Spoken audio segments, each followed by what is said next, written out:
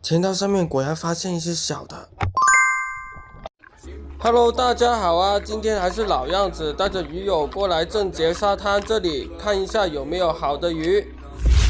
正杰沙滩以前自己来过好几次了，以前在这里钓鱼的时候，肉眼就能看见一些蝴蝶鱼。今天我们就潜下水找一下还有没有蝴蝶鱼，当然了，顺便还看一下有没有我们的老朋友小丑鱼。哇！一下水就看到价值65块钱的珍珠狗头。这里有很多这种托盘状的珊瑚，我看一下在它底下有没有藏着货。果然没有。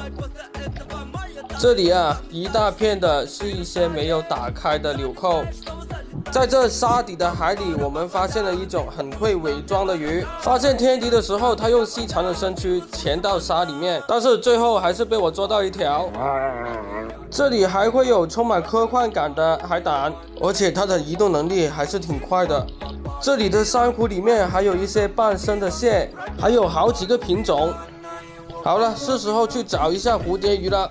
可以推断了，以前这里可能珊瑚没有这么多的，多亏了我们的保育工作者在这里种了不少的珊瑚，虽然这已经成为遗迹了。我们差不多从里面游到外面去了，海浪越来越大，但就是这片水比较深的区域，我们发现了小丑鱼，试探一下，还是算了，抓大鱼有点难。这里足足有3.5米深，我要先做好准备，保证一发入魂，一击即中。好了，来了。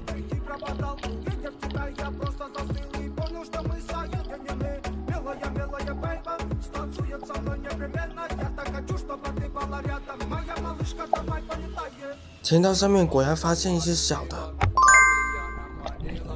下次哪个鱼友说要小丑鱼的，我帮你做了，记得过来拿哦。